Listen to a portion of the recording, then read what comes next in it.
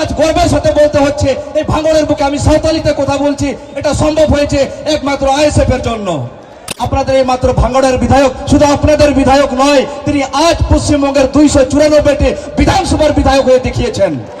পঞ্চম তফসিলের কথা, fake ST সার্টিফিকেটের কথা, জল জঙ্গল জমিনের অধিকার লড়ার কথা, এই কথা প্রথমবার বিধানসভায় তুলেছিলেন আপনাদের দলের বিধায়ক, আমাদের দলের বিধায়ক চেয়ারম্যান নওশাদ সিদ্দিকী ভাইজান।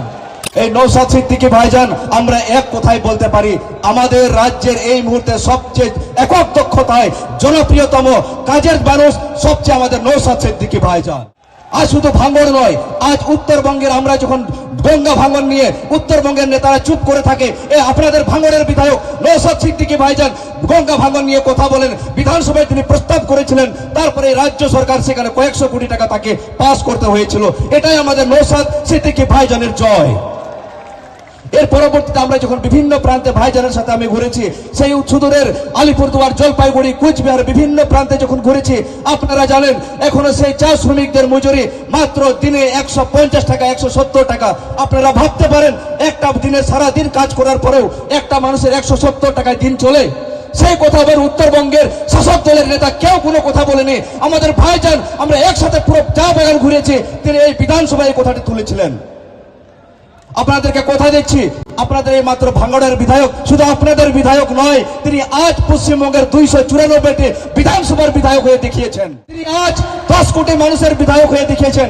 আপনাদেরকে আমি কথা দিচ্ছি, আমি যেভাবে এগিয়ে এসেছি, এমনকি আমাদের আদিবাসীদের অনেক সমস্যা ছিল যে স্বাধীনতার পর কোন নেতা, কোন পার্টি এই নিয়ে কথা বলেনি। যেমন পঞ্চম তফসিলের কথা, ফেক এসটি সার্টিফিকেটের কথা, জল জঙ্গল জমিনের অধিকার লড়ার কথা, এই কথা প্রথমবার বিধানসভায় তুলেছিলেন আপনাদের দলের বিধায়ক, আমাদের দলের বিধায়ক চেয়ারম্যান নওশাদ সিদ্দিকী ভাইজান। ওনাতে আমাদের আলিয়া ভাষাতে মেনু চুপে কিনা তিন ভাঙড়ে আজ গর্বের সাথে বলতে হচ্ছে এই ভাঙড়ের বুকে আমি সাঁওতালিতে কথা বলছি, এটা সম্ভব হয়েছে একমাত্র আইএসএফ এর জন্য। আগামী দিনে আমাদের একটাই মূল সূত্র, আমরা শোষিত, নিপীড়িত, আপনারা এখানকার যত মানুষ আছেন, আপনারা দেখবেন যে কোনো শাসকেই স্বভাব, জাত পাত, ধর্মমত নির্বিশেষে সবাইকে শুধু শোষণ করে। এই শোষণের একমাত্র আওয়াজ হচ্ছে আমাদের নওশাদ সিদ্দিকী ভাইজান। আপনারা কথা দিন, আগামীতে ডবল মার্জিন আমাদের ভাইজানকে আমরা বিধানসভায় পাঠাবো। যে শ্রমিক আছে, কতজন বাইরে কাজ করে, তারা কি কত সমস্যার মধ্যে আছে। তার পরবর্তীতে আমরা দেখেছিলাম রাজ্য সরকারকে পরিযায়ী শ্রমিক কল্যাণ পরিষদ গঠন করতে হয়েছিল। তো আপনারা জানেন শুধু একমাত্র বিধায়ক আমাদের রাজ্যে 294টি বিধায়ক আছে, তার মধ্যে আমাদের এই জনদরদী বিধায়ক এই প্রস্তাবটি প্রথম বিধানসভায় তুলেছিলেন। তার ফলে আজ এই রাজ্য সরকার পরিযায়ী শ্রমিকদের জন্য আলাদা করে ভাবনা চিন্তা করছে। কিন্তু তিনি ভোটের আগে প্রস্তাব বলেছিলেন সেই পরিযায়ী শ্রমিকদের 5000 করে অ্যাকাউন্টে দেবেন, কিন্তু দুর্ভাগ্যবশত তার কথা কোথায় থেকে যায়, পরিযায়ী শ্রমিকরা সেই দুর্দশায় থেকে যায়। এই পরিযায়ী শ্রমিকদের বলছি আগামী দিনে 4 তারিখ আপনাদেরকে জবাব দিতে হবে।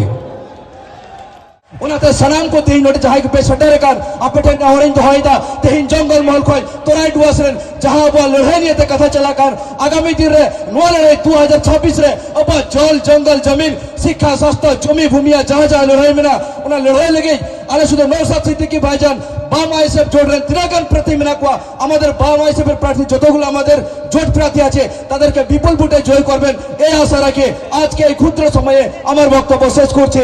জোহার।